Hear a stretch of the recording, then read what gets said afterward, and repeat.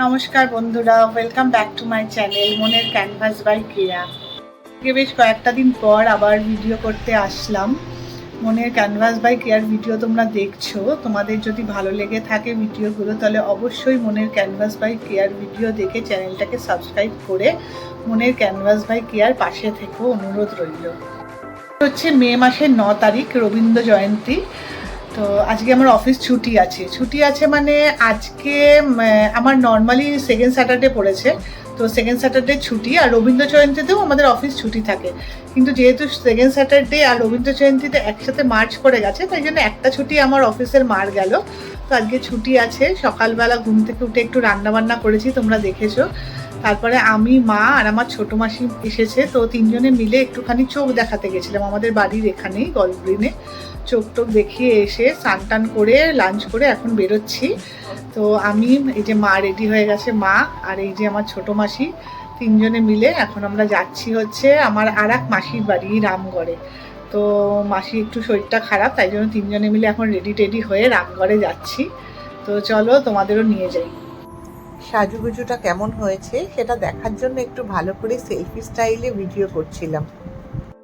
বেরিয়ে পড়েছি আমি, মা আর মাসি মিলে। এই সুন্দর চুড়িদারটা যেটা আজকে আমি পরেছি তোমরা দেখলে, এই চুড়িদারটা আমাকে আমার বৌদি দিয়েছে। তো আমার বৌদি অনেকগুলো চুড়িদারই আমাকে দিয়েছে।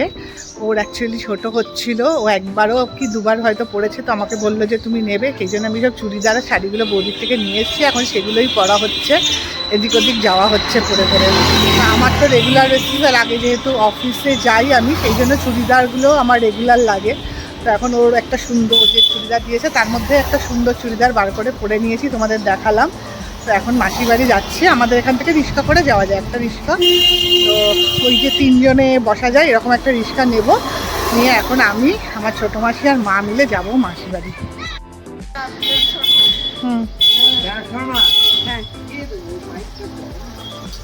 ওঠো মান্য মাসি, ওঠো। কত দেবো? উঠে পড়েছি রিক্সাতে, তোমরা দেখতে পেলে। নর্মালি 50 টাকা নেয় আমাদের বাড়ি থেকে মাসিমণি বাড়ি যাওয়ার জন্য, কিন্তু আজকে যেহেতু তিনজনে যাচ্ছি তাই জন্য উনি বলেছেন যে 90 টাকা নেবেন। তো ঠিক আছে, চলো যাই মাসিমণির বাড়িতে, তারপরে আবার নেমে তোমাদের সাথে দেখা হচ্ছে। এসে গেছি আমরা আমাদের আমার মাসিমণির বাড়ি, মানে আমার সেজো মাসির বাড়ি। সেজো মাসিকে আমি মাসিমণি, মানে আমরা সবাই মাসিমণি বলেই ডাকি। তো মাসিমণিরা কিন্তু জানে না যে আমরা আসবো, হঠাৎ করেই আসা। তো আমার বিয়ের আগে না এই মাসির বাড়িতে আমরা খুব আসতাম। আর মানে আমার সবসময় মনে হতো যে আমি এই পাড়াটা, আমার এত ভালো লাগতো যে এই পাড়ার কাছাকাছি যদি আমার বিয়ে হয়। আর তারপরেই দেখো, দেখতে দেখতে এই পাড়াতেই আমার, মানে পাড়াতে ঠিক নয়, খুবই কাছে আমার বিয়ে হয়েছিল। তো প্রথম যখন আমার এই সম্বন্ধটা এসেছিলো, আমার এই মাসি আর মাই শিবদের বাড়িতে দেখতে এসেছিল। তো সেটাই বলতে বলতে আসছিলাম, মানে আমি, আমার ছোটো মাসি আর মা এগুলোই গল্প করতে করতে আসছিলাম আর হাসছিলাম যে তখন এত আশা হতো, আর এখন এত কাছে বিয়ে হয়েছে একদম আশা হয় না। তো মাসি যেহেতু খুব শরীর খারাপ শুনেছি, তো মাই আসছিল, মা ছোটো মাসি। তো আমি বললাম যে ঠিক আছে, তোমরা যখন যাচ্ছ চলো আমিও যাই তোমাদের সাথে, মাসি এত শরীর খারাপ মাসিমণির, একটু দেখে আসি।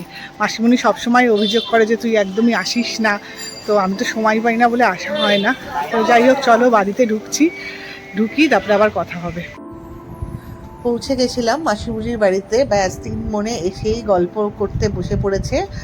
আর আমাকে তো কেউ পাত্তাই দিচ্ছে না, তিন বোনে মিলে প্রচুর গল্পগুজব করছে, পুরোনো দিনের কথা বলছে। আর এই আমার ছোটো মাসি বলছে যে এবার আমার বাড়িতে তোরা যাবি, কী কী মেনু হবে। আমি বলছি যে শুধু ডাল আর আলুর চোখা হবে। তো আমাদের অন্য ভাই বোনেরাও ছিল, মানে আমার সেজো মাসির ছেলেরাও সবাই বাড়িতেই ছিল। তো ওদের সাথে ঢোকার সময় দেখা হয়েছিল, বাট আমরা যেহেতু দুপুরবেলা গেছিলাম ওরা একটুখানি রেস্ট নিচ্ছিল। তো আমি আবার বললাম যে ভিডিও হচ্ছে, তোমরা এদিকে তাকাও, তোমরা তো নিজেরাই গল্প করতে ব্যস্ত হয়ে পড়েছো। ওরা আবার আমাকে একটু দেখছিল। আমি বললাম যে তোমরা এত ব্যস্ত হয়ে পড়েছো, তোমাদের আমি নিয়ে আসলাম আর আমাকেই তোমরা চিনতে পারছো না। তো যাই হোক, এই করতে করতেই আমার ওই ভাইয়ের বউ, মানে আমার সেজো মাসির ছোটো ছেলের বউ, ও উঠে এসেছিলো। তো উঠে এসে আমাদের আবার একটু শরবত টরবত করে দিল। তো আমি আবার ওদের সাথে একটু গল্পে একটু জুড়লাম, যে একটু গল্প করি ওদের সাথে। আমার মা তো একেবারে খাটের উপর পায়ের উপর পা তুলে বসে গেছে, আমার ছোটো মাসিও তাই। তো মাসিমণি আমাকে বলছে যে তুই যদি আমাদের গল্প আমাদের মধ্যে মানে কথা না বলিস, মানে আমাদের গল্পের মধ্যে না থাকিস, তাহলে তুই একটু ঘুমিয়ে নিতে পারিস। তাই বললাম না, আমি এরকম অবেলায় আর ঘুমাবো না, আর আমি যেখানে সেখানে ঘুমোতেও পারি না। তো সেই সব বলছিলাম। তো আমার ভাইও চলে এসেছিলো, তার বাচ্চাগুলোও চলে এসেছিলো। এই দেখো, এই যে ও এসেছে, এটা হচ্ছে আমার ভাইয়ের মেয়ে। তো ওর সাথে আবার একটু গল্প করলাম আমি। হ্যাঁ, শুভপ্রিয়া, এটা আমার ভাইয়ের মেয়ে। দেখো তোমরা, ও খুব সুইট। কোন ক্লাসে পড়িস জানো? ভাইয়ের মেয়ে তো ঠিকই বলেছি, মা গন্ডগোল করে দিচ্ছে। ক্লাস 8। এটা হচ্ছে আমার ভাইয়ের মেয়ে, এটা আমার দাদার ছেলে, আর এটা আর একটা দাদার ছেলে। হ্যালো, চলো তোমাদের সবাইকে স্বাগত, মানে কি বলবো, welcome back to my channel মনের ক্যানভাস বাই কিয়াতে সবাইকে স্বাগতম। পুচকেগুলোর সাথে গল্প করতে করতেই আবার আমার ভাইয়ের বউ আমার জন্য চা বিস্কিট নিয়ে আসলো। আমি বললাম আমি চা খাবো না, একটু আগেই শরবত খেয়েছি, কিন্তু তাও বলো না, বিকেল হয়ে গেছে, সন্ধ্যা হয়ে গেছে, চা তো একটু খেতেই হবে। এই দেখো, এটা আমার দাদা মানে মাসিমণির 2 ছেলে, বড় ছেলের নাতি, মানে এই ছেলে হচ্ছে বড় ছেলের ছেলে, আর একটা ছোট যে ছেলে তার মেয়ে, তো পরিচয় করিয়ে দিলাম। তো সবাই আড্ডা করতে বসে পড়েছে। এবার আমাদের এটা হচ্ছে আমার ভাইয়ের বাড়ি ফেরার পালা। তার আগে এটা হচ্ছে আমার ছোট ভাই মানে মাসিমণির ছোট ছেলের ভাইয়ের বউ।